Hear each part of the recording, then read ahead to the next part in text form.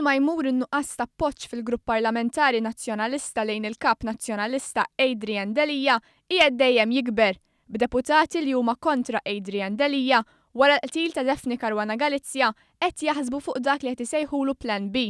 Deputati li akkosta kollox huma kontra Delija tkellmu mal-Malta Today dwar dak li ġara fil-laqgħa tal-Grupp Parlamentari t-tlieta filgħodu, jum wara l-qtil brutali ta' Daphne Caruana Galizia. Deputat nazzjonalista li ilu snin twal jimmilita fil-Grupp Parlamentari qal li Delija kellu l-ħsieb li jkompli għaddej bil-laqgħa tal-Grupp Parlamentari b'mod normali, bħalli kieku business as usual. Iżda d-deputati nazzjonalisti fakruh dwar is-sitwazzjoni serja. Id-deputati nazzjonalisti spjegaw kif għatta deputati bombardjaw lil Delija b'batta mistoqsijiet għax ridu reazzjoni b'saħħitha minn għandu wara l-qtil ta' Caruana Galizia. Huma kienu rrabjati u ħeġġew lil Delija sabiex jieħu pożizzjoni b'saħħitha. Black-Scap nazzjonalista Simon Busuttil li ħadem ħafna ma' Daphne Caruana Galizia jgħid lil Adrian Delija biex jitfa' l-ħtija tal-qtil tagħha fuq il-Prim Ministru. Deputat nazzjonalista ieħor qal li s-sitwazzjoni hija mingħajr preċedent. Fisser kif Adrian Delija m'għandux l-onestà li wara li mietet Daphne Caruana Galizia isejjaħ għal protesta nazzjonali. Dan għaliex Delija attakka lil Caruana Galizia b'mod aħrax wara li pubblikat akkużi gravi kontrih dwar in-negozju tiegħu. Delija kien sejħilha biċċa blogger u ġurnalista diżonesta wara li kienet allegat li daħħal flus fil-kont bankarju ta' Jersey ġejjin minn prostituzzjoni f'Londra. U biċċa blogger tikteb li dan mhuwiex nazzjonalist. Mela int nazzjonalista! Mela minnu nazzjonalist! Minnu nazzjonalist! Fil-fatt deputati nazzjonalisti oħrajn irrimarkaw kif Adrian Delija għandu problema serja ta' kredibilità għax attakka lil Caruana Galizia għal 3 xhur konseguttivi.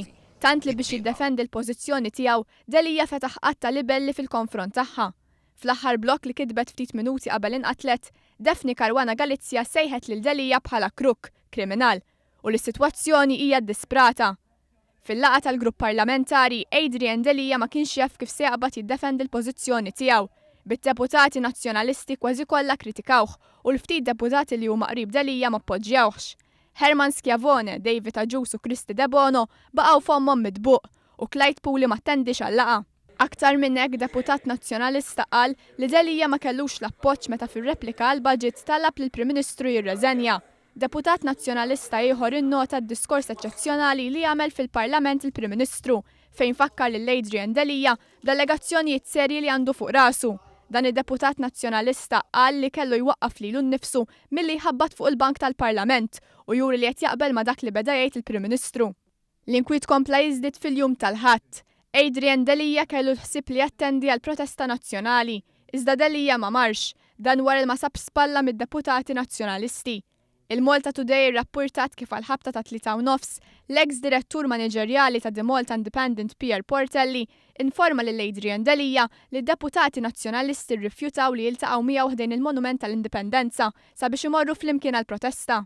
Il-Malta Today rat iċ-chat group ta' WhatsApp tal-Grupp Parlamentari Nazzjonalisti fejn insistew li jmorru waħedhom il-protesta. Fil-fatt Adrian Delija segwa l-protesta minn fuq Facebook Live. Quddiem din is-sitwazzjoni li qed tkompli tigrava fil-Partit Nazzjonalista, deputati nazzjonalisti huma konvinti li minħabba tmexxija tal-kap Adrian Delija se jitilqu ħafna nies mill-Partit Nazzjonalista. Konvinti wkoll li b'Delija fit-tmexxija, il-Partit Nazzjonalista se jmur diżastru fl-elezzjonijiet tal-Parlament Ewropew u tal-Kunsill Lokali fl-2019.